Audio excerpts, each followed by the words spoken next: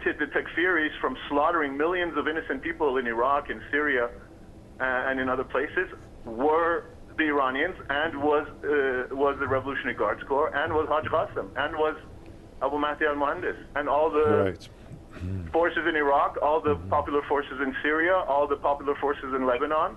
The people that are fighting the aggression of the Saudis and the Americans and the Brits in Yemen are the people of Yemen, is the Yemeni army. So, you know, we don't have to necessarily worry about what they say, because our audience knows that these are lies. We don't have to worry about, you know, clarifying things to people who already know what the realities are. Okay. We should focus more on talking about those things that are our strengths. Okay. Thank you for that. Now, on the phone, I'm also joined by Kaveh Afrasiabi, who is an author and political scientist. Good to have you with us, Mr. Afrasiabi.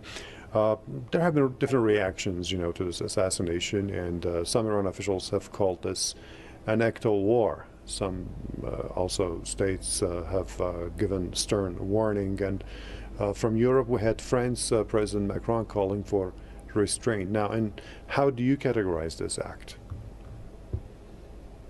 Well, you know, I'm a political scientist, but I have extensive background in legal studies as well. And I've also consulted with a couple of my colleagues who teach international law, and they all concur with me that this barbarous murder that was perpetrated by the United States yesterday meets the definition of casus belli. That means act of war. You know, this was premeditated, unilateral, unprovoked act of extrajudicial assassination of official members of two states, not just one, and obviously clear violation of the terms of U.S.-Iraq military agreements, as the Iraqi Prime Minister has you know, denounced this act and, you know, called for a parliamentary response, which hopefully will transpire within, you know, a day or so, with the pressure mounting for the expulsion of U.S. forces from Iraq. So, you know, I would like to extend my condolence to the family of General Soleimani, as well as the parties in Iraq. You know, their status has now been elevated to martyrs and their places as national heroes, cemented forever in the annals of both countries. And millions of people, not just in Iran, but, you know, in so many other places across the region, revered General Soleimani as a folk hero for all his heroism, not simply throughout the 8-year imposed war, but also, as you well know, you know, vis-a-vis terrorism, Syria, Iraq, and elsewhere. So this is a huge loss for all of us, and a severe blow that undoubtedly the proud Iranian nation will recover from by holding dear and forever the proud memory of General Soleimani and his infinite acts of heroism in defense of the dignity and sovereignty of our nation. I have no doubt that history will treat very harshly those criminal perpetrators of this cold-blooded murder that are now, you know, singing in tones of joy on yellow belly, you know, US media outlets. and yet it is abundantly clear that the volcanic wrath of the Iranian and Iraqi people will soon follow and turn their joy into a momentary, fleeting joy to be replaced by severe regret for what they have done. This is an act of terrorism that also meets the definition of terrorism as stipulated by the United Nations. And I hope that there's a conscious effort by both the Iranian and the Iraqi government to take this matter to the United Nations and International Criminal Tribunal in order to expose the hypocrisy of this American administration that even according to some of its own critics has turned into a terrorist regime and, a rogue regime that takes its cues from the, land grabber Zionist occupying regime instead of democratic regime, and has got all kinds of legitimacy at home and abroad, under the threat of impeachment, and is portrayed by U.S. Congress itself as a threat to the national security interests of the United States. So in order to distract attention and use Iran and the threat of Iran as a scapegoat, this heinous crime by this administration has been perpetrated.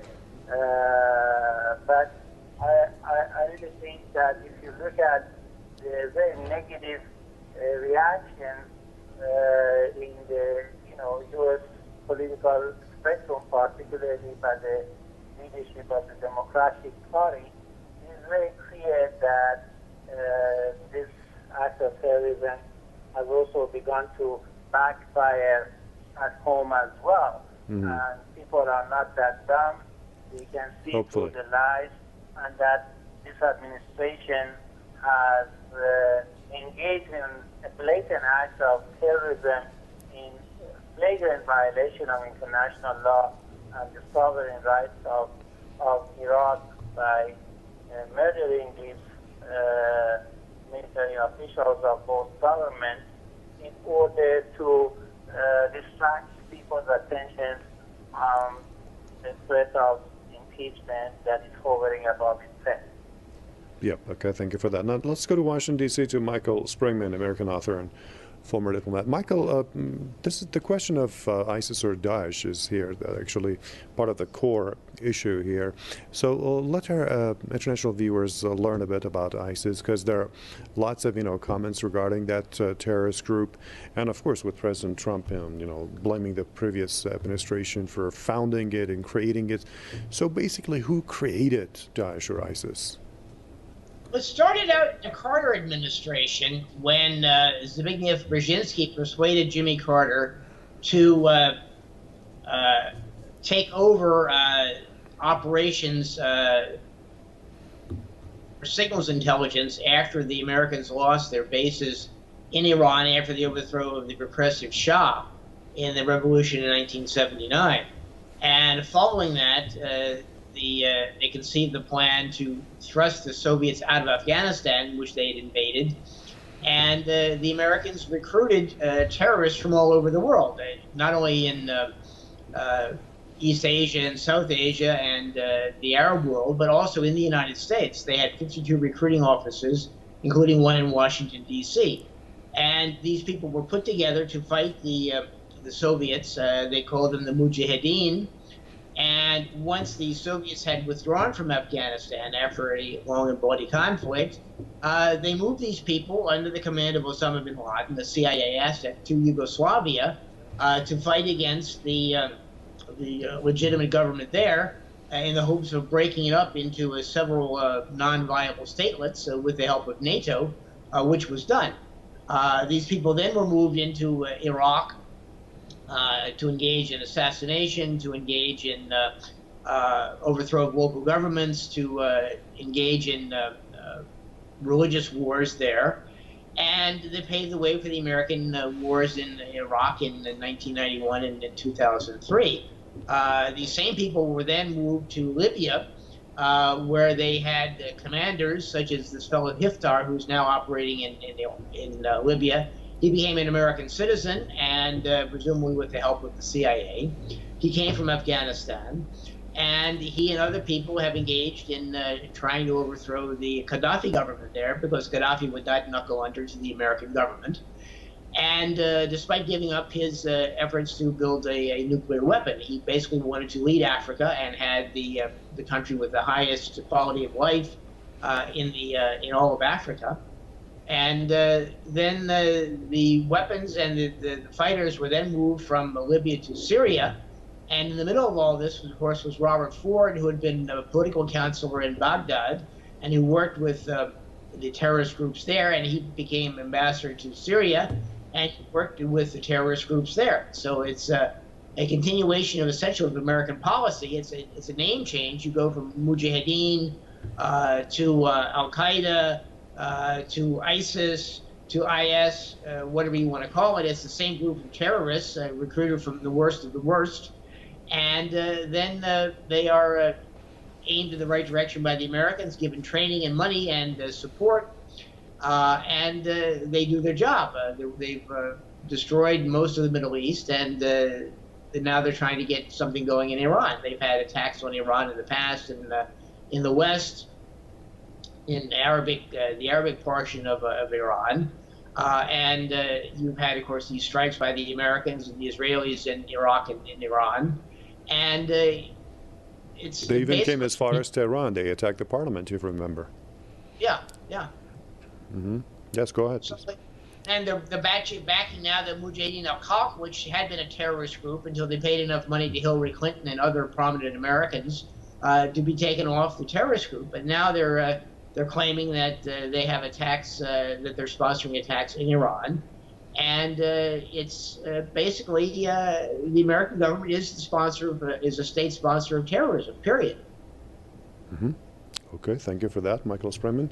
Let's go back to the city of Qom in Iran. On the phone, we have Sam Turabi, Director of Risalat Strategic Studies Institute. Sam, the question is, would this in any way benefit Washington? That's a very good question, actually. The problem with the American administration, and we've talked about this many times on different programs, is that the administration doesn't have a realistic understanding of Iran and of West Asia, of all those countries. Mm-hmm. If you look at CENTCOM, which is the Pentagon and the military command of the region, exactly, which the Iranian government and the Iranian parliament has declared as a terrorist organization. By the way, if we're going to start naming terrorist organizations, this is the biggest one, if you want to call it that. And after what Mr. Springman was explaining to us, it's quite clear that not only is it CENTCOM that's a terrorist organization, but also maybe the State Department and the CIA that is a terrorist organization. Of course, this was in reciprocity after they announced IRGC, for instance. Exactly. So, we can call people terrorists too if we want to. Exactly. But we never initiated calling names. Exactly. So the point is that when you have an administration, and this is not only the Trump administration, but also the Obama administration and all other administrations, there's a problem with these administrations. They only listen to the people they want to listen to when it comes to the regions that they're in. They don't even listen to their own experts. I'm talking about Americans. They listen to the people that are getting money from them, from the countries, like the Iranians that are in the U.S., the exiles. They listen to them. They listen to the Iraqis, if you may recall, before the Iraq War. And they only listen to those Americans within the organizations that are part of the U.S. government, whether it's military or diplomatic or even, academic. They only listen to those that they want to. They only listen to people that confirm whatever biases they had before. And so what ends up happening is you have people telling the presidents, all of them, that if they do this, then this will happen. And then history shows us, if we just look at the facts of history of the last, 40, 50 years in the region, that it never happened that thing that they thought will happen never happened. It's exactly the opposite that happened. So, yes, maybe the Trump administration, like the other administrations before it, thought that this would somehow benefit the U.S. in the sense that it would get rid of this, mastermind of whatever they had in their minds that Haj Qasem Soleimani was, and that somehow getting rid of him is like getting rid of some sort of a terrorist cell organization. If you get rid of the boss, then everything falls apart. Well, that shows that they have no idea of what the reality of Iran is, that it's a well-established, well-entrenched entire government system that is sophisticated, that has many layers, that is not dependent on one person and the leadership in terms of continuing its affairs. As you saw, immediately, a few hours after this incident, you had the deputy being made the commander of the Quds force, and the message that the leader was sending out said that exactly the programs will continue exactly the way that they were. This shows that you're dealing with a sophisticated government, with a sophisticated country, and a sophisticated security system that is not going to fall apart because the commander has been killed or dies. So this is, in answer to your question, maybe they thought there would be some benefit, but obviously there isn't. And anybody in the world, they didn't even need to ask, people in the region. They could have asked any of their European allies. They could have asked anybody that they consider, credible, would have told them the same thing. So in that sense, I slightly disagree with some of the statements that have been made in terms of, maybe this was done for domestic reasons in the U.S. I think basically you have a problem with administrations in the U.S., and in this administration it's particularly severe, where you have a kind of group think, you have a kind of a bubble in which everybody makes the decisions, and then everybody wonders why it doesn't turn out the way that their people told them it was going to turn out. You saw that with the firing of John Bolton. You saw that with the firing of Mattis as the defense secretary. Right. And I think, and this is the opinion of most experts, if you talk to anywhere in the world, that this will have a severe blowback for the U.S. And as I said in the beginning, it will result in the American forces leaving Iraq, leaving Syria, and most probably leaving the Persian Gulf in much sooner time than would have happened otherwise. Hopefully that would benefit everyone, all sides. Thank you for comments. Mahdi Torabi, Director of the Risalat Strategic Studies Institute, who joined me from the Iranian city of Qom on the phone. Now, our Tehran correspondent Qamar Nadri has prepared a report regarding the protest that was held right in front of the UN headquarters here in the Iranian capital city of Tehran.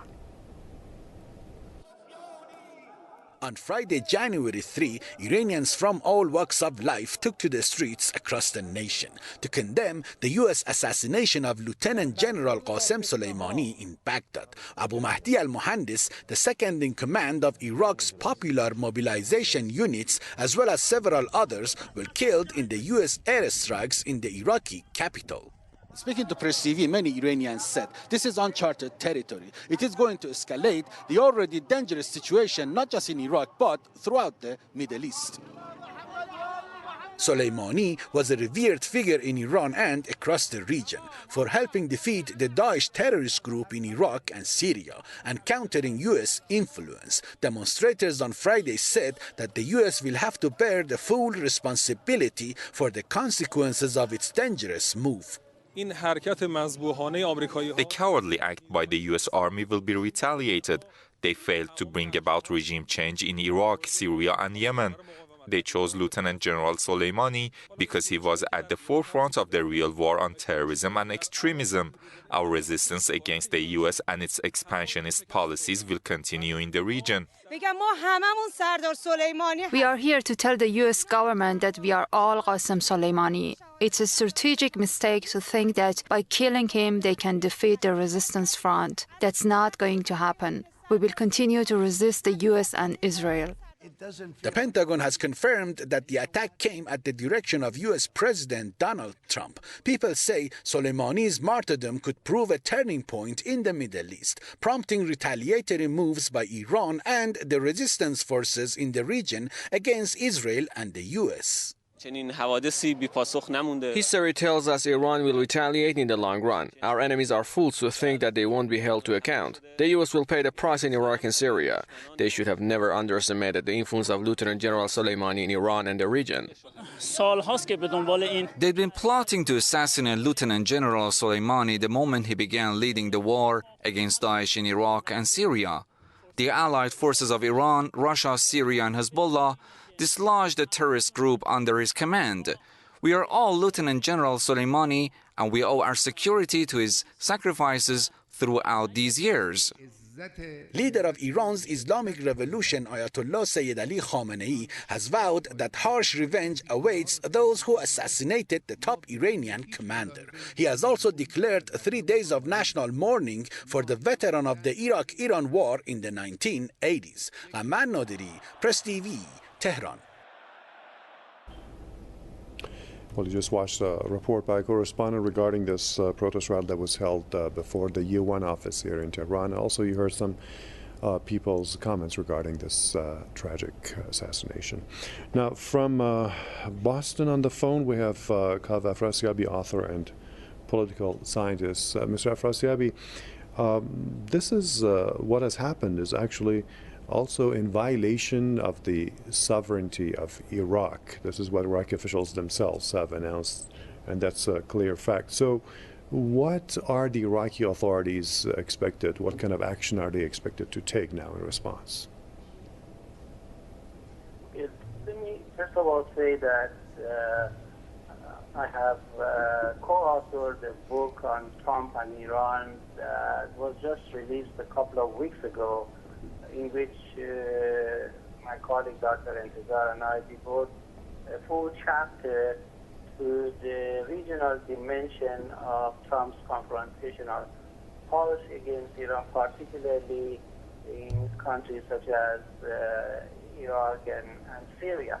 And with respect to Iraq, as you know, the administration in Washington was lobbied very forcefully by the Iraqi government to extend waivers for the economic sanctions so that the normal trade, commercial, and power energy relations between the two countries could be sustained. And now one of the key issues is what happens when this 45-day waiver that was extended in November runs out, given the bad blood that has now been generated between Washington and Baghdad. And we have heard from the various Iraqi officials, including the Iraqi ambassador in Tehran, that the Iraqi government does not recognize U.S. sanctions on Iran and will continue trade business as usual with Iran, irrespective of whether or not those exemptions are lifted or ended. Aside from that, with respect to your question, it is very, very clear that the U.S. has, outdone its stay in Iraq. There was an initial status of force agreement with the Bush administration when President Bush pledged to the Iraqis by 2008 all of the U.S. military forces will depart from Iraq. And now, 12 years later, there's no sign of that. And on the contrary, Washington is sending more and more troops to Iraq without sometimes even letting the host government know about it, which has angered the Iraqi lawmakers and politicians. And now we are at an entirely new era as a result of the series of violative actions by the U.S. military that have, I think, in my opinion, drawn the rug underneath the U.S. military in Iraq, because for them to sustain the dozen bases, as well as the huge sprawling embassy, which is the symbol of U.S. Hegemonic power in Iraq and in the region, for that reason a target of popular discontent, they need to continually negotiate and renegotiate the terms of the U.S. military presence. And now, growing number of Iraqi parliamentarians are calling for the end of the U.S. military presence. Right. And it is likely that a vote will come, in the very near future with respect to that, which will jeopardize U.S. military, designs for Iraq. Mm-hmm. And this is not to mention what will happen in the interim, which is that, the popular mobilization has called for the mobilization of all its forces, and they are very upset and angry, and it's very possible that in the next few days we will see, a series of military confrontation between those units and the U.S. military forces there, which will further complicate the situation, as a result of which it will be even harder for the U.S. to justify its military presence. Okay. Thank you very much for your comments, Kaveh Afrasiabi, author and political scientist, who joined us from Boston on the phone with his comments and perspective.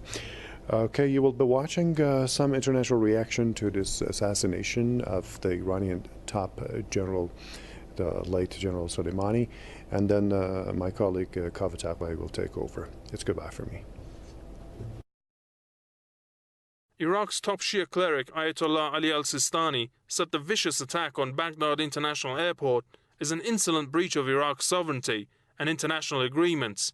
He added that the attack led to the killing of several commanders who had played a key role in defeating Daesh terrorists. Secretary General of the Lebanese resistance movement Hezbollah, Sayyid Hassan Nasrallah, has said that the resistance forces across the world bear responsibility for bringing to justice those behind the assassination of Lieutenant General Qasem Soleimani. Nasrallah added that Hezbollah will continue the path of Soleimani and that Washington will fail to achieve its goals with these big crimes.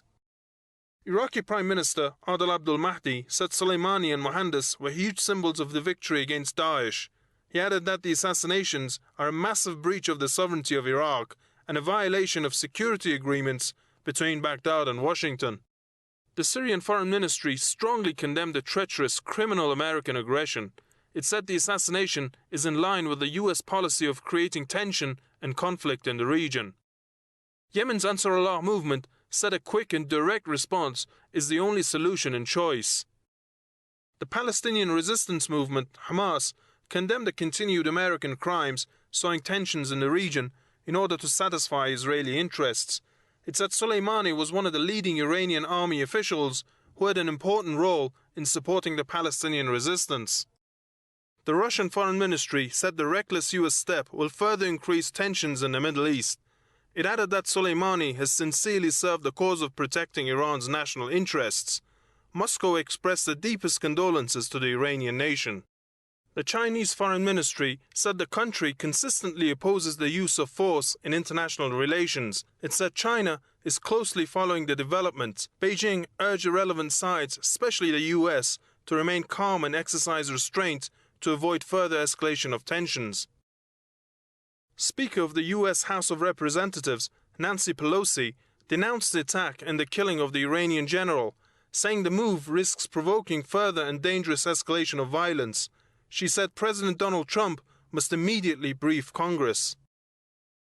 The UN Special Rapporteur on Extrajudicial Killing said the targeted killings of Qasem Soleimani and Abu Mahdi al-Mohandes violate international human rights law. Calling the killings unlawful, Agnes Kalamar criticized the White House for failing to mention other individuals killed alongside Soleimani in the U.S. attack.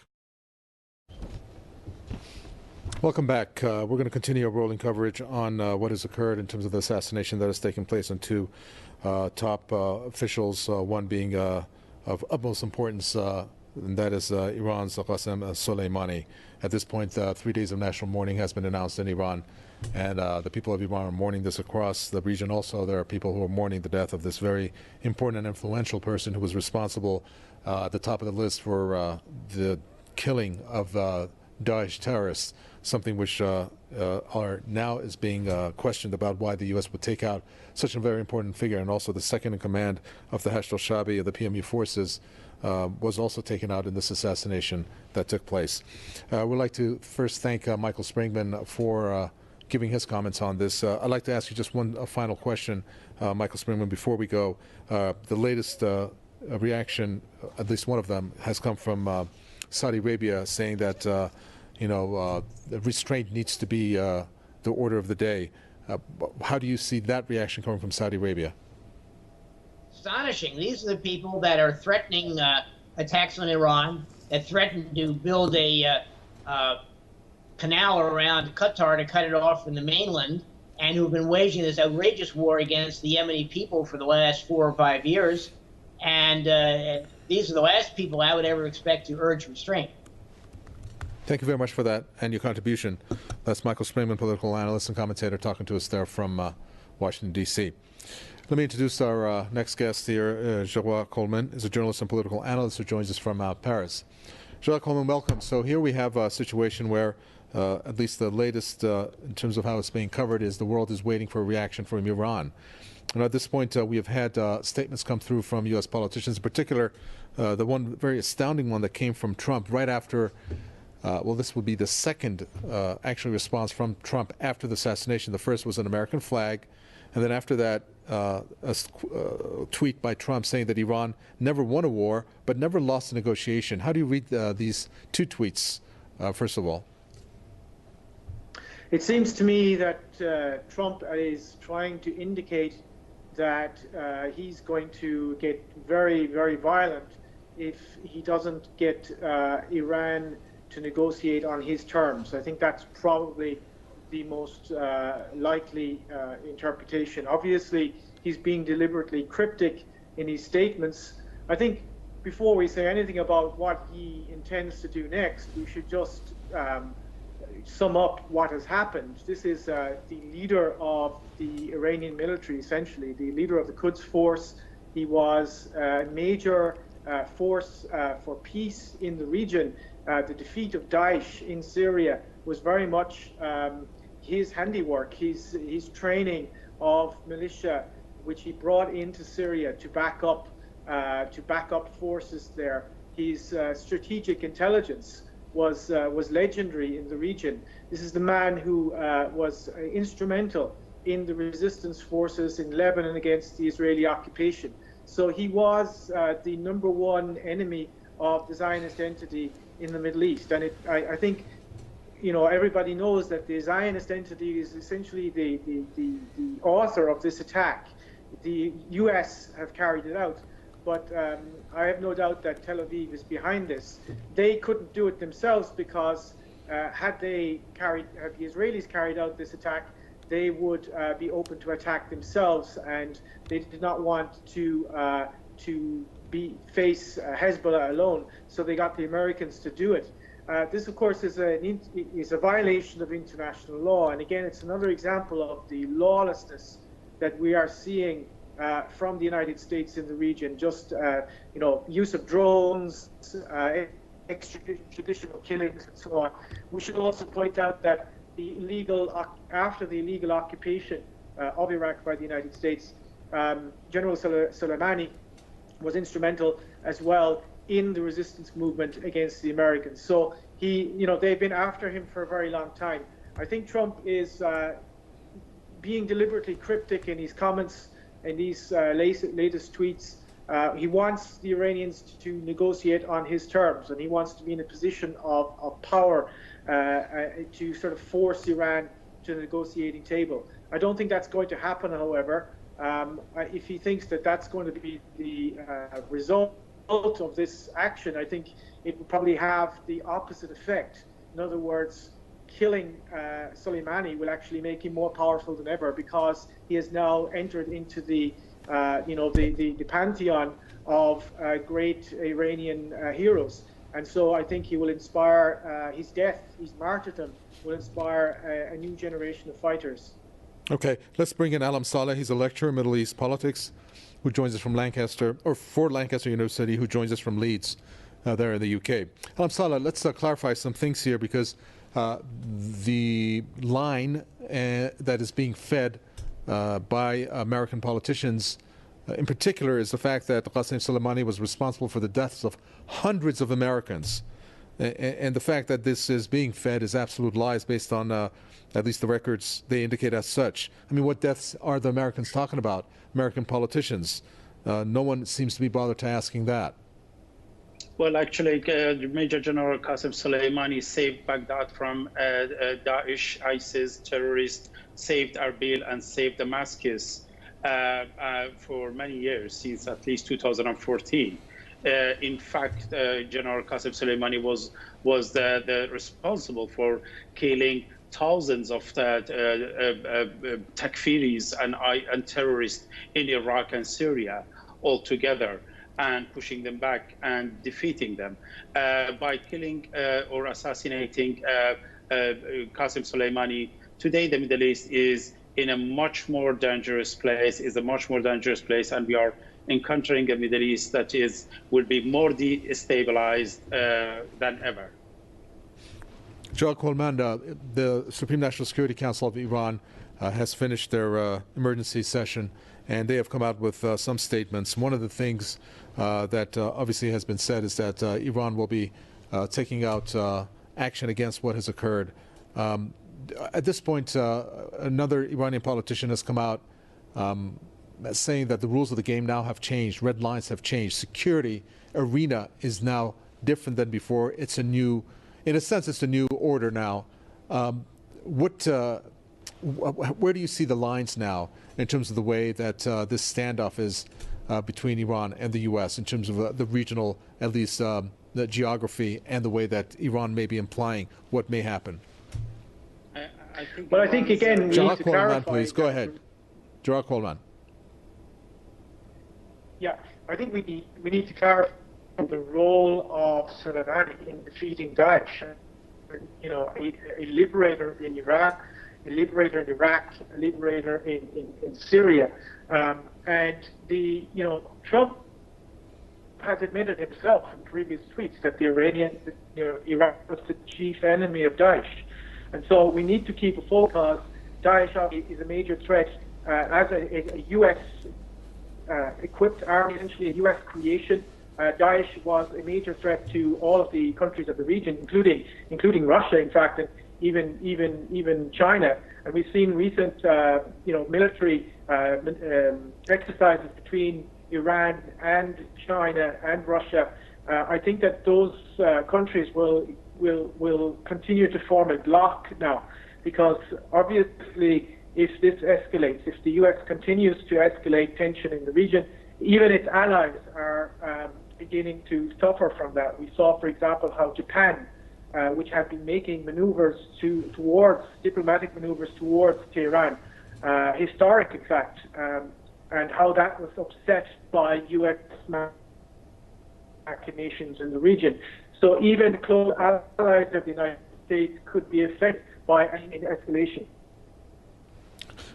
Alam Saleh, it's very interesting, first of all, how the U.S. obviously planned this attack in advance. Curious as to whether you think that the U.S. informed all of its allies, in particular Israel. And the reason why I mention Israel is because if the U.S. is planning to take out basically the second in command, in a matter of speaking, in Iran, then wouldn't Israel somewhat feel itself that it may fall in danger based on such a radical decision that was made by the U.S. President Donald Trump? I think the decision was entirely based on President Trump's personal decision and his particular position, a weak position internally confronting impeachment, confronting, the upcoming presidential election. And as a result, President Trump's needed so badly a kind of excitement internally to change the atmosphere in his favor. So it has nothing to do with, assassinating Qasem Soleimani, it doesn't help U.S. foreign policy, its regional policies. It doesn't help Israel nor Saudi Arabia at all. Iran's regional policy will never change after Soleimani. In fact, Tehran would have more reasons to continue its policies in the region in the aftermath of the General Qasem Soleimani's assassination. Now having more reasons why United States is hostile to Iran and Iranians, and that it would be considered as a threat, an external threat to Iran's national security. So definitely the reason behind assassinating General Qasem Soleimani had nothing to do with United States regional policies or Israel or Saudi Arabia. It was entirely based on President Trump's personal decision. General Colmáin, looking at this a little bit further, you have U.S. allies here, Israel, Saudi Arabia, you can mention Bahrain, and also the UAE. A move like this assassination that took place, illegal as it is, based on obviously international law, which the U.S. has not abided by, wouldn't they feel like they would be endangered because of the fact that the U.S. and its president made such a decision on this particular person of such a rank? Absolutely. The thing about it is, or even potential ally of the United States, or semi-ally rather, of the United States in the region can really have security.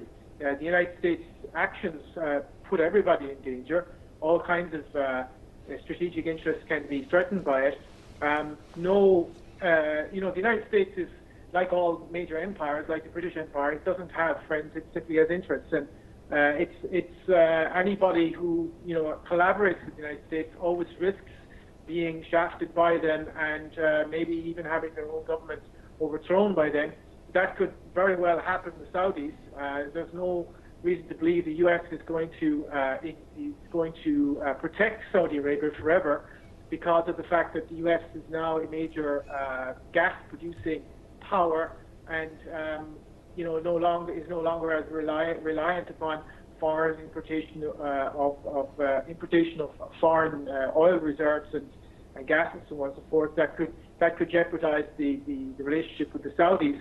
So who knows what the U.S. will do next? They may not even continue to protect Saudi Arabia. The long-term strategy up till now with Saudi Arabia was to use it against Iran and to arm it to the teeth, and then to use proxy warriors, these fake armies, these terrorist forces that the U.S. have created in the region as proxy warriors against Iran, essentially, by destroying the enemies of Israel and the enemies of the other Zionist regime, that is to say Saudi Arabia, in the region.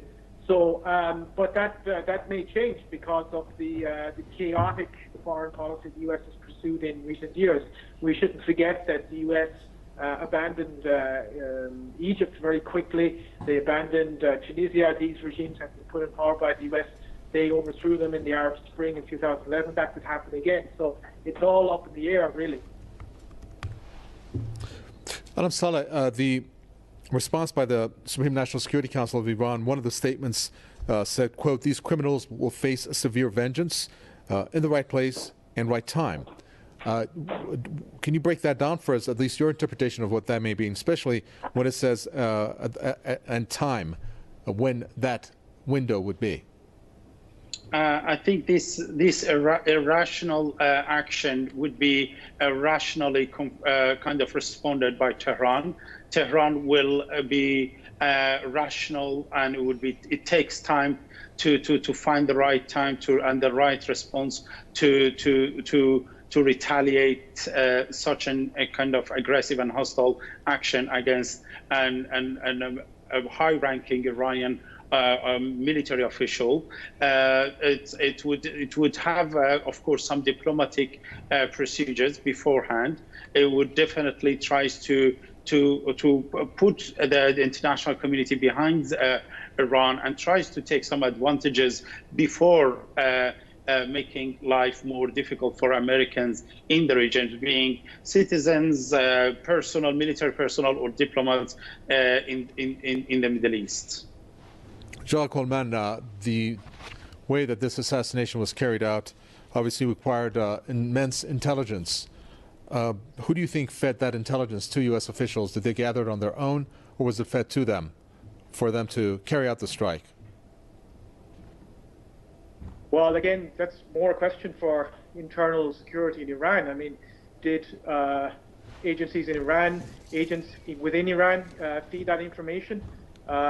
Enemies of the general, double agents. There have been cases in Iran, high-profile cases of Mossad agents, for example, in the past, and the CIA.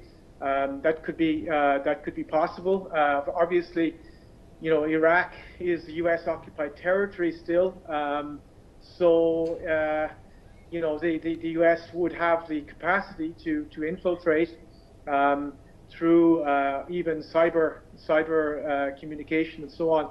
So it's impossible to tell whether they had inside information or they had infiltrated Iranian forces to get his whereabouts. It is a major security failure for the Iranians.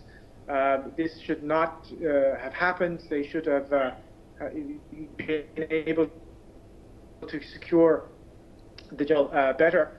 So it is something that I think the Iranians will want to look at to make sure that it doesn't happen again. The deputy leader has tremendous experience.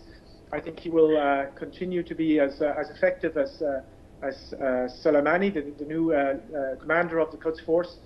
But obviously, this is a security failure, and nonetheless, I think that sort of the moral of the story here really is that his death will strengthen the Quds Force. I think that it will strengthen. It will have the opposite effect of what the Americans are trying to do, because I think that the intention of the assassination is intimidation, to intimidate the Iranians and to sort of maybe induce panic in the armed forces. But I think that this will galvanize the resistance in the entire region. Alam Saleh, just 4 days ago, President Trump said that he did not want to have war with Iran. And now we are seeing that he took the decision to assassinate this top official. At the same time, some are speculating that this may be U.S.'s way of getting out of Iraq in particular, and opening the door for the U.S. to pull out of the region. Because, well, they've been, negotiating now with the Taliban since they've been in that war for 18 years, a quagmire that they could not win. As a matter of fact, I don't think there's any wars that the U.S. has won in the Middle East, really. Even the Iraq War shows, obviously, how badly they failed in that attempt. What do you think the U.S. strategy is here? Was it well thought of in terms of a pullout, in terms of whatever thinking they may have had? Well, that is the biggest problem, because the United States has no strategy in the region. I mean, President Trump accused its former president of United States, Barack Obama, that he was dragging United States to the war with Iran simply because it lacked kind of diplomatic initiatives.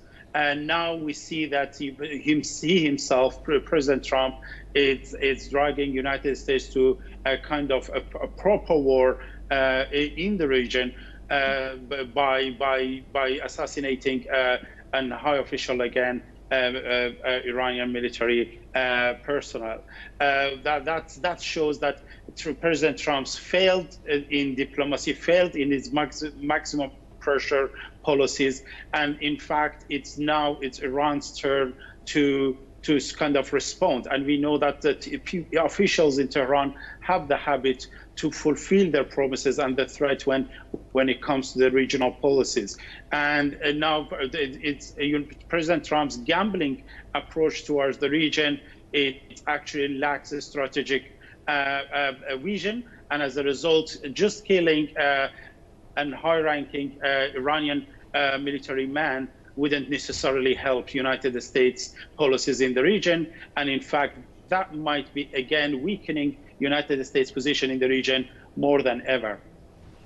General Colmáin, so what are we looking at in terms of the immediate future over here? Are we looking at the U.S. making any decisions when it comes, first of all, to Iraq? Are they going to pull out of that country? At this point, you have had, obviously, retaliation from the top down when it comes to the Grand Ayatollah al-Sistani, who has issued a statement condemning what this is, this act by the U.S., including the Iraqi government, the Prime Minister saying that this is the start of a war. And you have the famous Iraqi cleric Muqtada al-Sadr also calling the Mahdi army to go into action. What can we see there from the U.S.? Well, I think this will, as I said, this will galvanize forces against America in the region. It will strengthen the resistance. I don't see how Donald Trump can be re-elected as president if he has a gigantic war with Iran. And I mean, a war with Iran will be much bigger than Syria, much bigger than Iraq.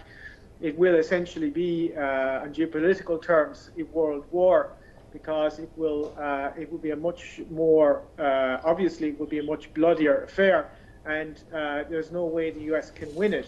And so if he goes into a general election next year with a major war against Iran on his hands, I don't see how he can win that. It certainly would not be a war that would be over in a few months. So he would be bogged down in a major war, costing billions, US troops coming back in body bags, that kind of thing. That's not going to be a winning ticket.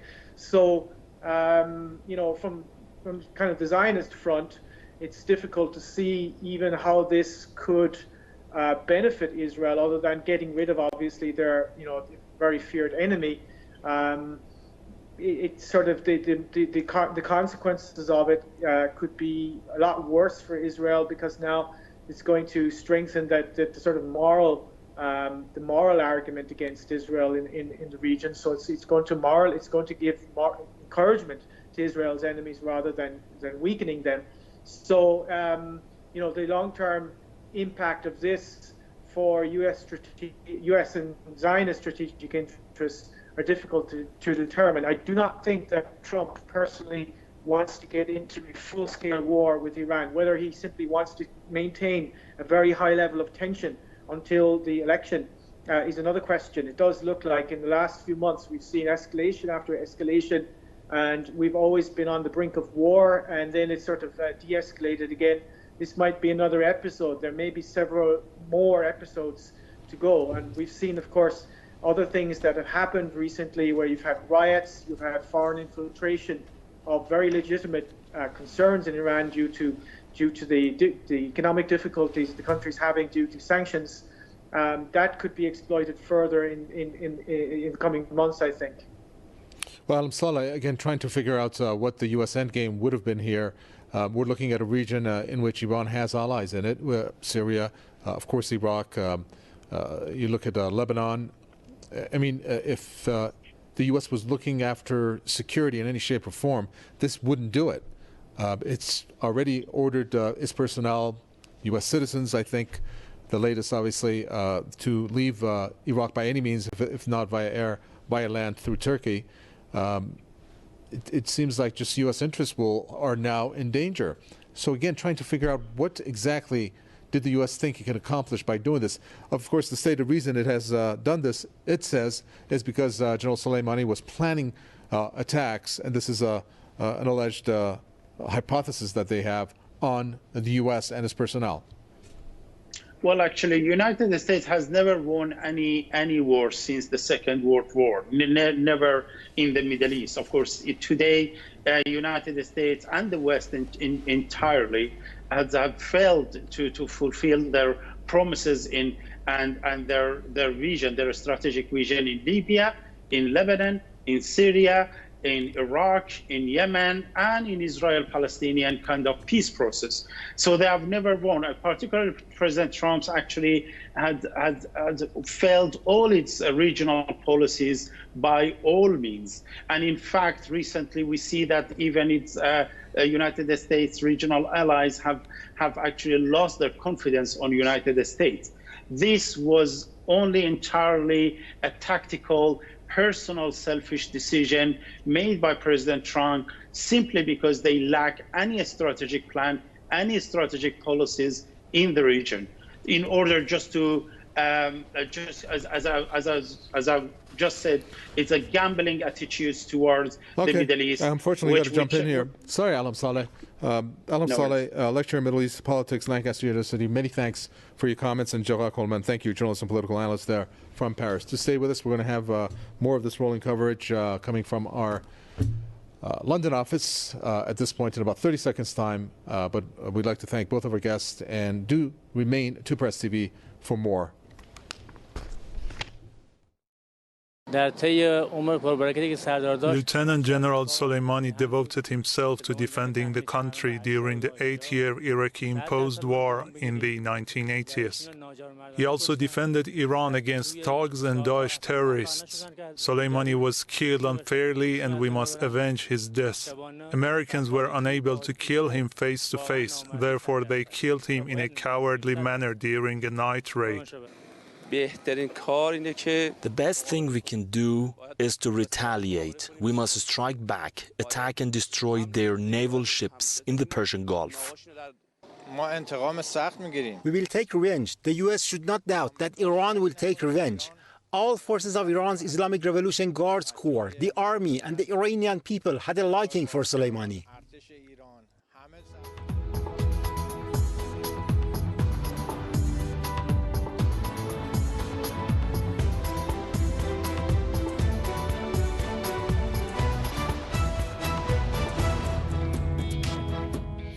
European leaders play the blame game after the assassination of Iranian Lieutenant General Qasem Soleimani.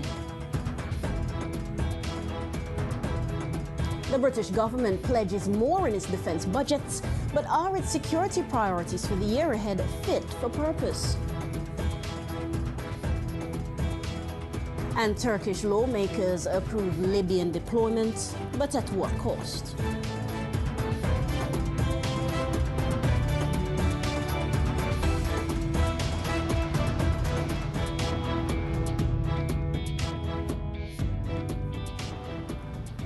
Hello and welcome to Press TV's European News Bulletin. My name's Amina Taylor. Please stay with us for some of the latest news and, of course, what's trending online with Robert Carter. But first, our top story. Reactions have been pouring in from across Europe following the assassination of Iranian Lieutenant General Qasem Soleimani. The UK's Foreign Secretary Dominic Raab said London recognised the threat posed by the Lieutenant General, whilst also urging for calm. The European Union's former Foreign Minister Federica Mogherini, who also played a key role in setting up the JCPOA, also known as the Iran nuclear deal, labelled the attack as an extremely dangerous escalation, while France has urged all sides to remain calm, expressing fear of a new conflict. D'abord, c'est la suite d'une escalade qui dure depuis des mois. It's the next step in an escalation which has been going on for months. What is happening is what we feared. Tensions between the United States and Iran are increasing. Germany also responded, preferring to point the finger at Iran. The American action was a reaction to a series of military provocations for which Iran is responsible. I recall the attack on tankers in the Strait of Hormuz and on Saudi oil plants. We have condemned the attacks on the coalition troops in Iraq, as well as the recent attacks on the U.S. Embassy. These comments follow after the leader of Iran's Islamic Revolution vowed a harsh revenge for General Soleimani's death. Now, we've heard the thoughts of officials, but what of members of the public? Our cameras were deployed to central London to gauge what the public made of this escalation in tensions. Well, I think that the United States should be concerned about the Iran and Iraq. I mean, we spent so much money and time there So we should be concerned about our interest in that region. Like I said, we should be concerned. We spent so many years and so much blood and treasure in that area. So we've helped them so much. I don't see why they're turning their backs on us. So, but I don't know. It's just my opinion. I think a peaceful solution would be much better, to try and work together as a group and come up with a peaceful solution with all the people involved, get them all around the table somehow. Much better than continually fighting wars. I don't know too much about why the invasion took place in the first place. Is it because of ISIS? I don't know what it is all about. But all I can say is I back the Americans. I back Donald Trump. I think he's a great president. He's done wonders for America, bringing down unemployment, etc., etc. So I'm sure they have a good reason for doing. I think that there will be, of course, for sure a disaster, because I can see a domino effect in the whole area. And also in terms of terrorism, we will pay something, unfortunately. First with words and then with action, and this is going to escalate. I think we have the wrong leaders in this world on this moment. People, they have the mind in the tones. With the situation a rapidly developing one, I'm pleased to say we're joined by Lindsay German, one of the founder members of the Stop the War Coalition. Lindsay, worrying times. Like the rest of us, you woke up to this news. What was your reaction? Well, it was certainly a very shocking piece of news, and probably like lots of people, we're just coming out of a long holiday, and it certainly blew the cobwebs away in terms of thinking that this is a very, very serious attack, and that we don't know exactly what will happen, but this is one of the most serious attacks that the US could have made on Iran, and there no doubt will be an escalation, I fear, an escalation which will see Iran and Iraq retaliating for this, and we can easily see this spiraling out of control into a major war in the region. We've already had the Americans saying to their citizens in Iraq that they should be leaving the country. We've had Netanyahu of Israel, who was in Greece, who's broken short his trip and has come back to Israel. So I think we have to see this as a very, very serious situation indeed. So, Lindsay, talking about the severity of the action and the fact that there will, of course, be repercussion of one kind or another. I mean, already online, the hashtag World War III is trending, just to give some idea of just how seriously some individuals are finding this. What would have been the thought process coming from the White House on this one? Well, I think from what I've read of it, it's not at all clear that there was a major thought process involving a whole number of advisors. This seems to be something that Trump came to, perhaps not on his own, but with a very small number of people. And it's clear from the response of the Democratic Party candidates in the forthcoming election in the US, who are by no means opposed to wars or opposed to wars in the Middle East. They are obviously taken aback and quite shocked by this, which, you know, we have periodically these assassinations of figures. We had it with Osama bin Laden, we had it with al-Baghdadi, but of course Soleimani is in a very different league. He's somebody who's not only a very important figure in Iran, but also who worked effectively alongside the Americans for a certain period in Syria in terms of fighting ISIS. Now, that obviously, the end of that particular phase of the war has now led the US to decide to increasingly target Iran. We've seen the imposition of sanctions. We've seen the tearing up of the nuclear deal. I don't think we can separate what's happened today from any of those developments. And it's a serious growth and tension of the in the region, which can lead. I mean, I wouldn't put it as strongly as World War III myself yet, but I don't think we can rule this out. If you look at how wars happen, and major wars happen, they happen by a whole series of incidents, and at a certain point, there's no sort of going back for either side. And I hope very much we haven't reached that situation. I hope very much that there can be some kind of peaceful resolution to this. But I must say that Trump he's followed a policy since he came to office of confrontation, not just with Iran. We've had this over Israel and the moving of the embassy. We've had it over the question of the Palestinians. So, you know, there's a number of serious questions that need to be answered here. There are echoes, of course, some say, Lindsey German, of Iraq, where one thing very quickly escalates into another. How do you read it? I think that I think a lot of this comes from the failure of the wars in Afghanistan, in Iraq, in Libya, where we're now seeing that Turkey is also talking about intervening on one side in the civil war that's going on there. I think if you look at the way in which the Middle East is developing, it has many of its roots in that disastrous intervention in 2003. The situation now is that then the United States had a military intervention, had a bombing campaign. It also had a major invasion and occupation of Iraq.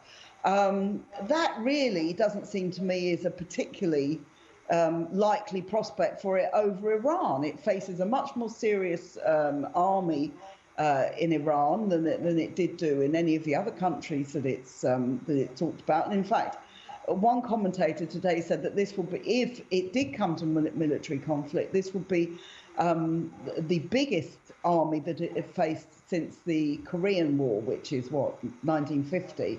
So, you know, a big development here, I think. On a final note here, Lindsey, can the response of European powers help to bring this back from the brink, you think? Well, I noticed that the British government, which is usually very, very closely allied with US policy, has been fairly nervous about endorsing what has happened.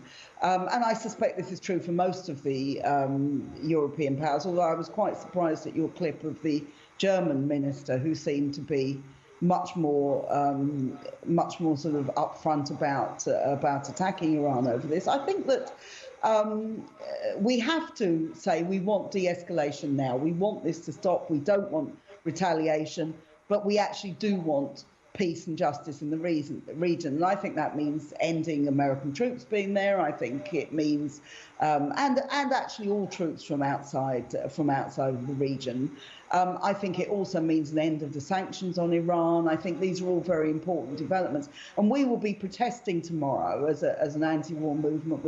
We're planning a demonstration, and we will be having future demonstrations and meetings and all sorts of things about this, because I think it's something that has made people very fearful, and I think they're right to be fearful. I think this will have an impact not mainly on the leaders of the world. It will have a big impact on the people of the Middle East, who have already suffered hugely as a result of wars in the past 2 decades. And it will have an impact on people in Britain, the United States and elsewhere. So this is the time to say Trump is completely wrong about this. He's gone about this in completely the wrong way.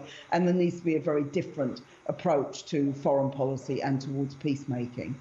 Lindsey German from Stop the War Coalition, writer, broadcaster, and of course campaigner. Thank you very much for your thoughts.